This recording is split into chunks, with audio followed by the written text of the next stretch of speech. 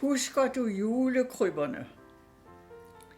I kom alle i den mørke decembermorgen. I så det lille mesterværk, der var rejst i det ene hjørne af klassen. Et hedt klippeplateau med stalden og de fine små figurer. Der var blomster og stearinlys og små lam. Der var en stjerne, der kunne tændes, og der var grantræer omkring det hele. I sang julesange, mens lysene var tændt og skinnede i de glade børneøjne. Klokken ringede, men det kneb med at komme væk fra krybben. Øjnene fløj derhen mange gange i timens løb, og i frikvarteret var I rundt på skolen for at se de andres krybber. Men ingen var alligevel som jeres egen. I kapellet var julekrybben stor og smuk. I fik lov at gå op og se den i religionstimen. Det var et dejligt syn. Der var både hyrder og de 3 hellige konger, og der var rødt lys inde i stalden. I hviskede sammen om den hele herlighed. Se, Machantres, hvor er julebarnet smidt. Se alle lammene.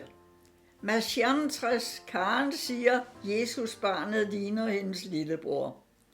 Så må Karens lillebror være meget sød og artig. Kom så, nu må vi ned 2 og 2, og så lister vi. Husk, de andre klasser har time. I listede ned ad trappen, hvor alle de historiske billeder hang.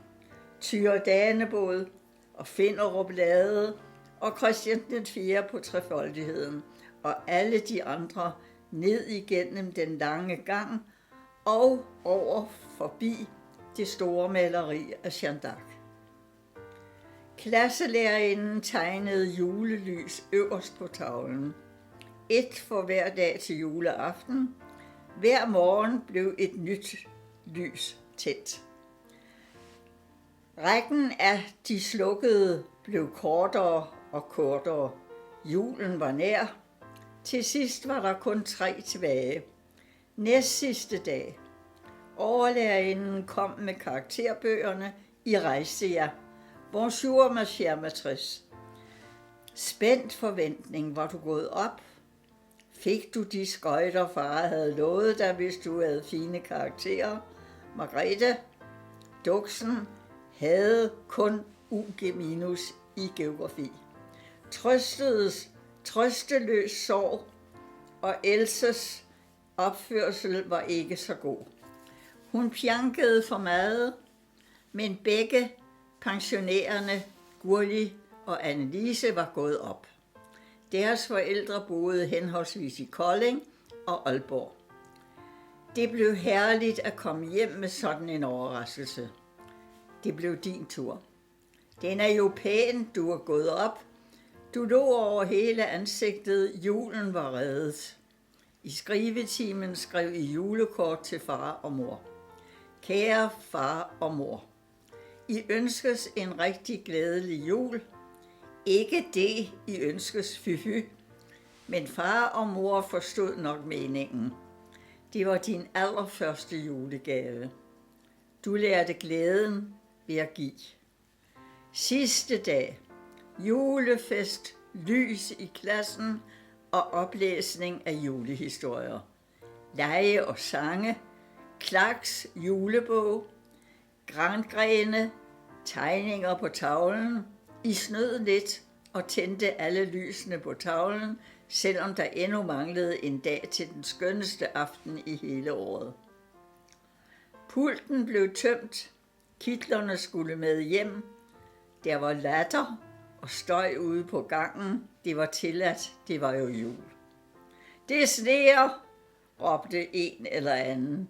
I flokkedes ved vinduet og stirrede målløse på de hvide flagrende dun, der væltede ned fra en snetung himmel. Det sneer, Machantres. Det sneer. Skynd dig, Gurli, vi skal ned og pakke. Pensionærerne forsvandt i retning af pensionatet. I andre stormede ned ad trappen under råb og larm. Farvel, farvel og god jul alle sammen. Tværs over legepladsen i susende fart, mens sneen faldt og smeltede i krøllerne. Ud af den grønne port, der bragede i. Tilbage lå den røde bygning, der blev stille i gangene og på trapper. Julefreden bredte sig over klasseværelserne, mens sneen dalede over legepladsen og lagde sig på vinduesgesimserne og på halvtagene.